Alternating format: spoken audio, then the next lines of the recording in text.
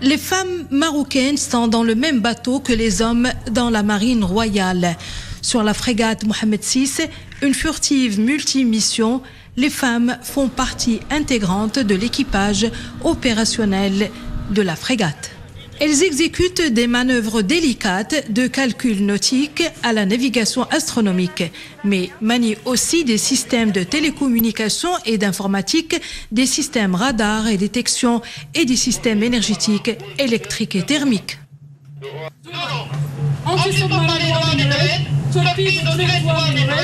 Je suis au sein du CO, qui est le centre opérationnel, et j'assure la fonction d'officier de lutte anti-navire.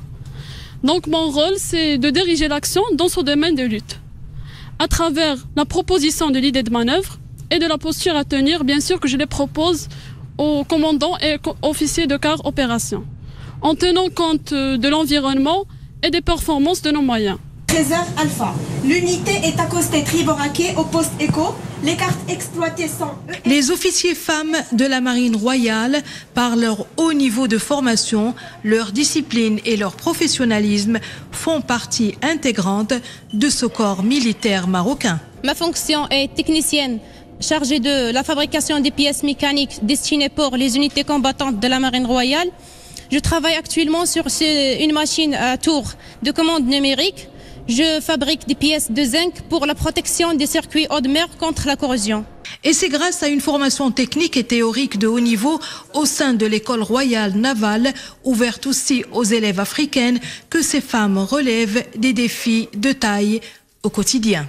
Nous nous trouvons actuellement à l'atelier des systèmes d'information et de communication des ateliers FORT5 pour suivre une formation pratique dont l'objectif est de consolider et de mettre en pratique les connaissances théoriques acquises au centre d'instruction de la Marine royale dans le domaine des télécommunications. Une expérience professionnelle fructueuse qui démontre encore une fois que la femme marocaine déborde d'énergie et illustre son rôle grandissant dans les rangs des forces armées royales en général et dans les rangs de la Marine royale en particulier.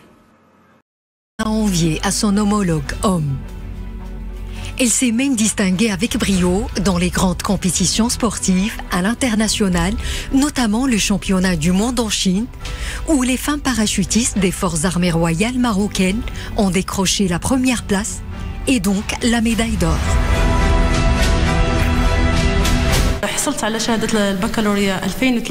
Une fois le bac en poche, j'ai intégré l'équipe parachutiste féminine des phares en 2003.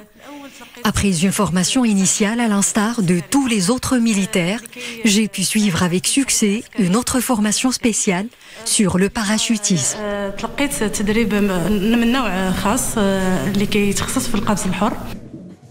Leur triomphe est le fruit d'un travail acharné et d'une grande détermination. Rien n'est laissé au hasard pour ces femmes qui enchaînent les formations et les entraînements.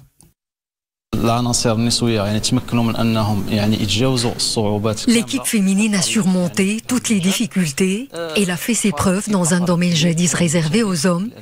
C'est une grande équipe professionnelle qui a réalisé de grands exploits sur les plans régional, national et international.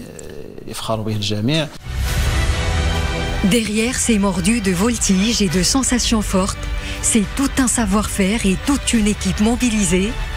Là aussi, la junte féminine a fait ses preuves.